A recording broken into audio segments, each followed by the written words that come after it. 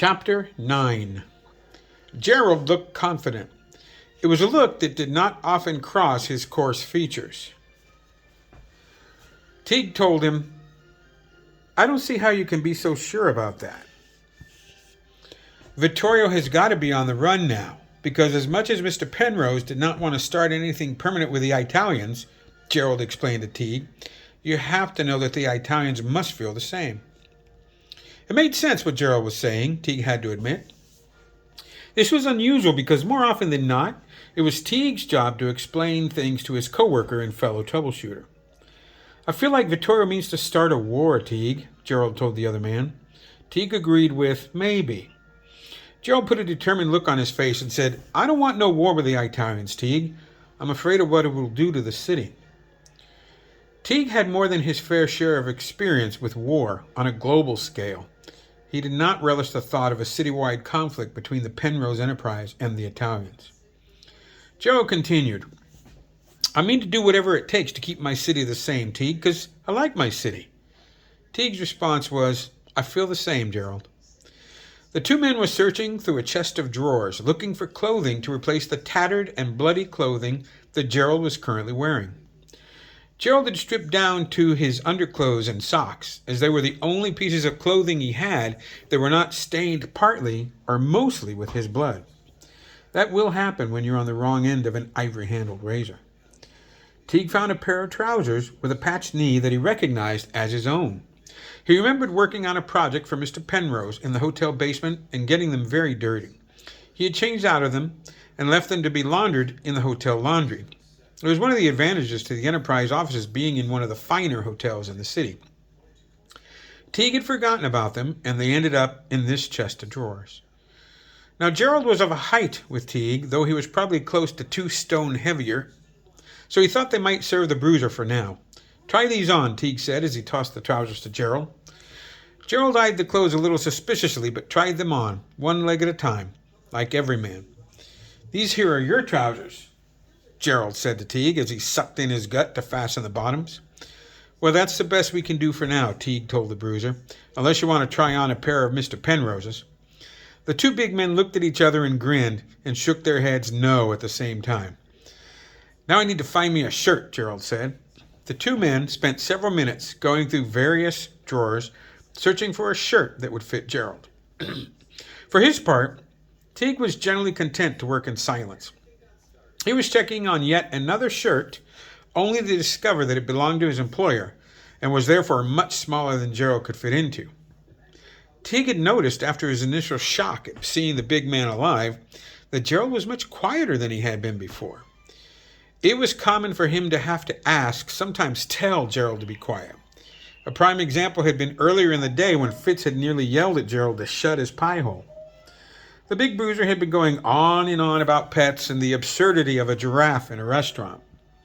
This had originally stemmed from Gerald mishearing what Teague had said when the troubleshooter was trying to explain to Gerald and Fitz that Pecht, the pixie, had been kidnapped from the Cornish. The abduction of Rowena's pixie had started this whole affair.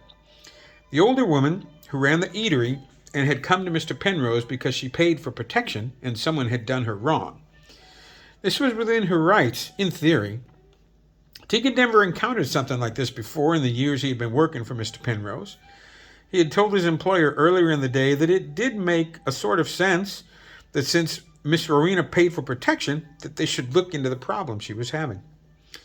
Mr. Penrose could have certainly shrugged off the request and have been done with the issue before it went any further. But despite the Enterprise not being a legal entity, technically speaking, his employer was very neighborhood-oriented and was actually generous in many respects. Teague noticed that his large co-worker was no longer searching but was instead perusing something he had presumably uncovered in one of the drawers. "What have you there, Gerald?" Teague asked of the bruiser.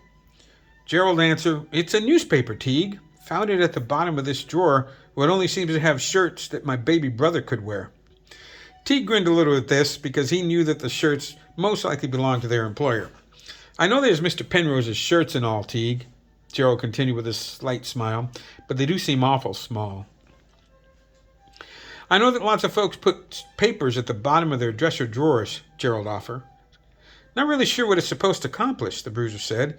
I just know that people do that sort of thing. Teague nodded his head, thinking about what was at the bottom of his dresser drawers. Newspapers, he thought. Anyhow, Gerald continued, this here paper's about the armistice, so I know it's a few years old. Teague's face darkened a bit at the mention of the armistice. He remembered when he had first heard about it. He had been in the trenches, having spent several years at war, and he had openly wept upon hearing the news. Teague eyed the paper that Gerald was reading a little more closely and had a bit of a shock. Gerald, Teague said, I didn't know you read French. Gerald lowered the paper and looked over at his friend. Gerald looked confused. Now, that was a look that often crossed his coarse features. Teague told him, I said I didn't know you read French. Gerald looked surprised. It was another look that often crossed his coarse features. The bruiser jerked the paper back up to peer at it closely and after a moment said, The deuce you say. Teague spoke. I picked up some of the language while I was over there during the war, and that is a French newspaper. Gerald took a few moments to read a little more of the newsprint before telling Teague, Now you know I have trouble enough reading English, Teague. The other man nodded slowly in the affirmative. You know, I never did like reading over much, Gerald stated. Honestly, I always get a headache if I read more than a few minutes. Gerald turned the French paper over and peered at it closely. He told his friend, truth be told, Teague, for as long as I can remember, I had me some kind of small headache every darn day. I think maybe it was one reason why I was sometimes ornery for no reason. Teague was intently listening to the other big man, but still almost absent-mindedly sorting through shirts. Gerald continued, Teague, ever since I woke up in the back of the motor coach this evening, I've been feeling fine. Teague stopped what he was doing and looked the other man in the eye. Yeah, about that, Gerald. About what, Teague? Gerald asked. What happened today? Teague asked, and continued before Gerald could even consider any sort of answer. I saw you on the floor in that room, Gerald. Teague took a deep breath, and Gerald could see his friend look dismayed, but he continued. I've seen more death than I care to, and I'm ashamed to say that I've caused a fair bit of it. Gerald asked, And? Teague took a step towards the other man and said in a quiet voice, You were gone, man. There was so much blood. You were gone. Gerald shook his head slowly back and forth, apparently deep in thought. I don't know what happened, Teague. I surely don't. The bruiser kept going. I remember following that Italian devil because I didn't want him to get the drop on you. Teague touched Gerald on the arm lightly and said, You probably saved my life, Gerald. Gerald got a sheepish grin on his face, shrugged his wide shoulders and said, I don't know about that. What I know is that I tackled that snake on account of he had pulled out that dreadful thing that was going to go after you. Teague knew that Gerald was speaking about the ivory-handled razor that Vittorio habitually carried and had used to deadly effect on many an unfortunate soul, including Gerald himself. Gerald's face grew calm, reflective even. He spoke. I tackled that devil, Teague, and I'm strong. Teague nodded slowly because he knew the bruiser spoke the truth on that matter. Gerald continued, I'm not freakish strong like Fitz, and maybe not as strong as you, but I am strong, and I've been a scrapper since I was a boy. Teague had seen Gerald rough up several people over the years, and even though he had quite easily handled Gerald, he could acknowledge that the big bruiser was more than a competent brawler.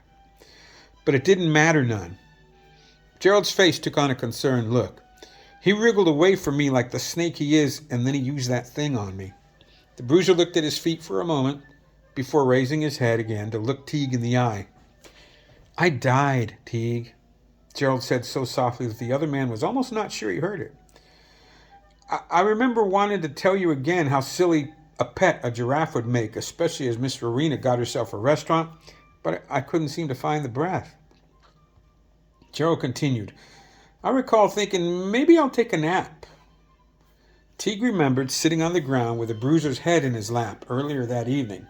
He had torn off a sleeve and used it to press against the ruin of Gerald's throat, even though he knew that it wasn't going to help. Again, in a very soft voice, Gerald slowly said, I died, Teague. Teague nodded his head slightly because he had been there. But look now, Gerald said in an almost loud voice as he put down the wrinkled copy of La Démocratie. The bruiser lifted his arms to show smooth skin to Teague. They were still literally a bloody mess because blood's hard to rinse off without a proper bath, but there were no wounds. And look here, Gerald exclaimed as he tilted his thick neck from side to side to again show no wounds. Teague had held Gerald's head in his lap earlier that very evening while his life nearly gushed from terrible wounds to the bruiser's neck, a testament to the razor and deadly skills of Vittorio. Yet the flesh was now smooth as a baby's behind. Like I said before, Gerald, Teague spoke. What about that? Both big men slowly shook their heads in confusion. We need to talk to your pixie about that, Teague said. Gerald, for his part, was uncharacteristically silent for several moments before bursting out with, "Aha!" This was blurted as Gerald simultaneously lifted 2 shirts from one of the drawers. He shook the one in his right fist and said, "This will fit me." He then put both shirts up to his broad chest to compare them. The one in his left hand was significantly smaller than the one in his right. "I swear," Gerald exclaimed, "looks like you could make 2 or even 3 of the boss's shirts out of one like this."